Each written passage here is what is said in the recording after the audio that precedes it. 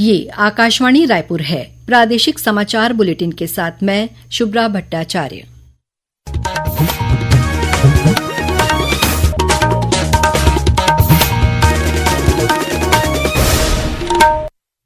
और अब पेश है आज के मुख्य समाचार। मुख्यमंत्री ने कर चोरी करने वाले लोगों के खिलाफ सख्त कार्रवाई करने के दिए निर्देश। रिश्वत लेकर मेडिकल कॉलेजों को मनमाफिक रिपोर्ट देने के आरोप में सीबीआई ने 3 डॉक्टरों सहित 6 लोगों को किया गिरफ्तार। 11 राज्यों में करोड़ों रुपए की साइबर ठगी करने वाले अंतर्राज्यीय गिरोह के 5 लोगों को कोंडागांव पुलिस ने गिरफ्तार किया। और भारी बारिश से राज्य के कुछ जिलों में सामान्य जनजीवन प्रभावित हुआ। बलरामपुर जिले में बीते 2 दिनों में नदी में बहने से 3 लोगों की मौत। अब समाचार विस्तार से। मुख्यमंत्री विष्णुदेव साय ने अधिकारियों को निर्देश दिए हैं कि कर की चोरी करने वाले लोगों के खिलाफ सख्त कार्रवाई की जाए। आज मंत्रालय में वाणिज्य कर विभाग की समीक्षा बैठक के दौरान मुख्यमंत्री ने कहा कि फर्जी बिल, दोहरी बही खाता प्रणाली और गलत टैक्स दरों का उपयोग कर अनुचित लाभ लेने वाले लोगों के खिलाफ कार्रवाई की जानी चाहिए। बैठक में अधिकारियों ने बताया कि पिछले वित्तीय वर्ष में राज्य को जीएसटी और वैट से कुल 23,448 करोड़ रुपए का कर राजस्व प्राप्त हुआ है, जो राज्य के कुल कर राजस्व का 38% है। अधिकारियों ने बताया कि छत्तीसगढ़ ने 18% की जीएसटी वृद्धि दर हासिल की है, जो देश में सर्वाधिक है। बैठक में वित्त और वाणिज्यिक कर मंत्री ओपी चौधरी और मुख्य सचिव अमिताभ जैन सहित अन्य अधिकारी मौजूद थे।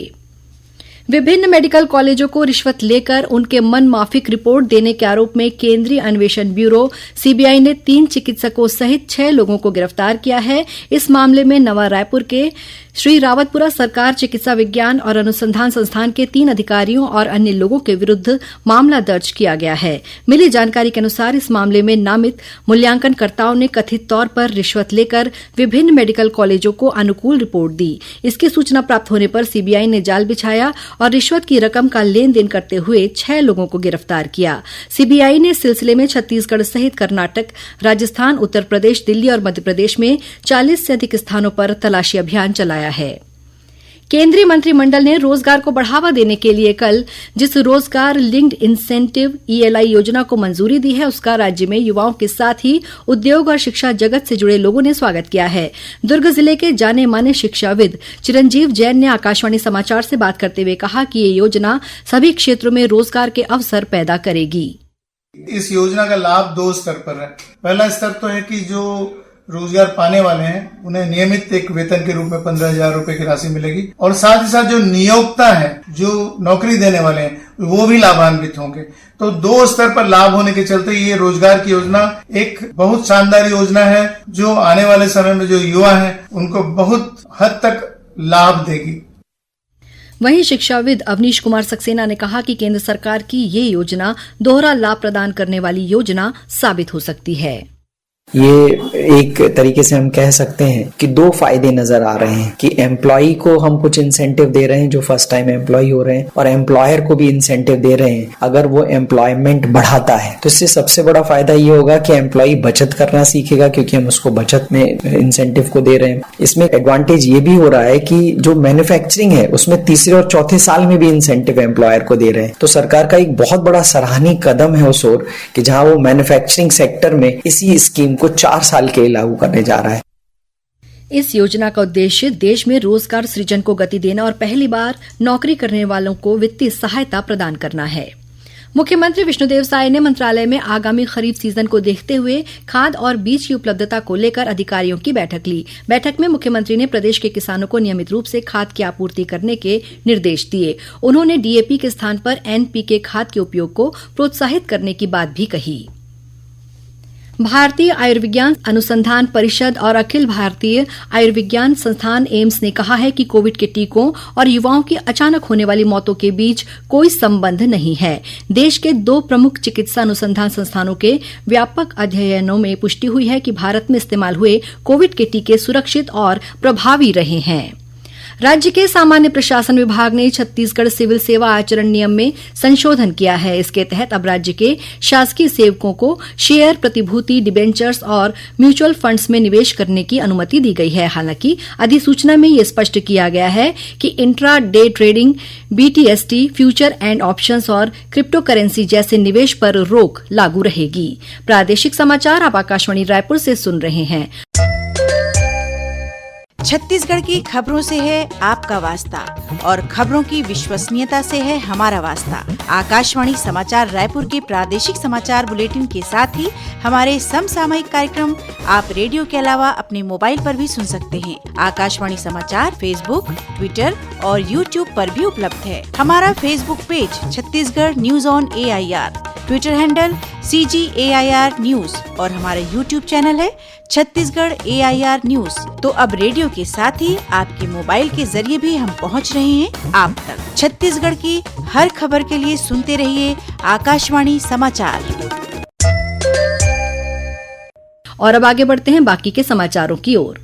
प्रदेश के कुछ जिलों में पिछले 2-3 दिनों से हो रही लगातार बारिश से सामान्य जनजीवन प्रभावित हुआ है। कोरबा जिले में पिछले 2 दिनों से हो रही बारिश के कारण हसदेव नदी का जल स्तर बढ़ गया है। वहीं ढोड़ीपारा स्थित भैंस खटाल बस्ती में बीती रात एक घर की छत ढह गई। इसमें कोई हताहत नहीं हुआ है। वहीं जांजगीर चांपा जिले में भी पिछले 48 घंटों से हो रही बारिश के कारण कई निचली बस्तियों में जल भराव की स्थिति बन गई है। और अधिक जानकारी दे रहे हैं हमारे जांजगीर संवाददाता राजकुमार साहू। जांजगीर चांपा जिले में 2 दिन से लगातार बारिश हो रही है। बारिश की वजह से उमस भरी गर्मी से लोगों को राहत मिली है।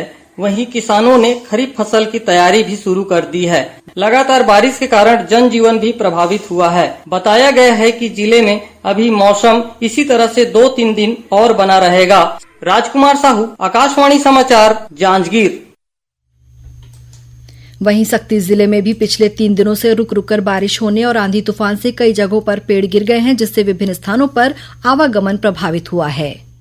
सक्ती जिले में पिछले 3 दिनों से रुक रुक कर बारिश हो रही है और आंधी तूफान से कई जगहों पर पेड़ गिर गए हैं, जिससे विभिन्न स्थानों पर आवागमन प्रभावित हुआ है। वहीं शहरी इलाकों में जल भराव की स्थिति बन गई है। राहत की बात है कि नदी नाले फिलहाल खतरे के निशान से नीचे हैं। वहीं सक्ती से लगे रायगढ़ जिले में भी लगातार बारिश हो रही है। आकाशवाणी समाचार के लिए सक्ती जिले से मैं प्रकाश साहू।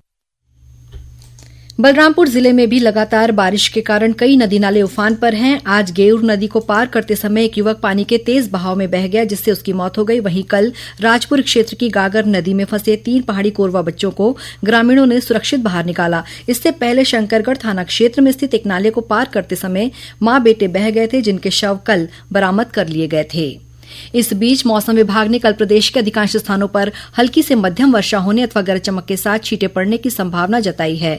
मौसम विज्ञानी HP चंद्रा ने आकाशवाणी समाचार को बताया कि प्रदेश के उत्तरी और दक्षिणी क्षेत्रों में भारी वर्षा हो सकती है। प्रदेश में सभी जिलों में वर्षा होने की संभावना बनी हुई है। फिर भी जो भारी बारिश का क्षेत्र है मुख्यतः उत्तर छत्तीसगढ़ के जिले संभावित हैं, जिसमें सरगुजा संभाग के जिले और उससे लगे जिले सबसे ज्यादा संभावित हैं। उसके अतिरिक्त बस्तर संभाग के दक्षिणी जिले, जिसमें बीजापुर, सुकमा, बस्तर, नारायणपुर है, इसमें भारी बारिश होने की संभावना बनी हुई है। दंतेवाड़ा जिले में भारी बारिश के कारण किरंदुल कोरापुट रेल लाइन पर भूस्खलन हुआ है, जिसकी वजह से रेल यातायात प्रभावित हुआ है। रेलवे ने जगदलपुर भुवनेश्वर हीराखंड एक्सप्रेस और किरंदुल विशाखापट्टनम एक्सप्रेस के परिचालन को फिलहाल स्थगित कर दिया है। रेल विभाग के अधिकारी कर्मचारी रेल मार्ग की मरम्मत कर यातायात को बहाल करने की कोशिश कर रहे हैं। महिला और बाल विकास मंत्री लक्ष्मी राजवाड़े ने आज नवा रायपुर स्थित अपने निवास से मोर गोठला सुनगा हर घर मुनगा अभियान का शुभारंभ किया। श्रीमती राजवाड़े ने मुनगा के पौधे का रोपण कर इस अभियान की औपचारिक शुरुआत की। साथ ही प्रचार वाहन को भी हरी झंडी दिखाकर रवाना किया। इस अवसर पर उन्होंने कहा कि मुनगा न केवल एक पौष्टिक सब्जी है, बल्कि ये बच्चों और माताओं के पोषण स्तर को सुधारने में अहम भूमिका निभाता है। 11 राज्यों में करोड़ों रुपए की साइबर ठगी करने वाले अंतर्राज्यीय गिरोह के 5 सदस्यों को कोंडागांव पुलिस ने गिरफ्तार किया है। जिले के पुलिस अधीक्षक वाई अक्षय कुमार ने बताया कि इन आरोपियों पर करीब 1 करोड़ 70 लाख रुपए की साइबर धोखाधड़ी करने का आरोप है और इन्हें छत्तीसगढ़ के बिलासपुर और उत्तर प्रदेश के प्रयागराज से गिरफ्तार किया गया है। ये जो मामला है म्यूल अकाउंट रिलेटेड है।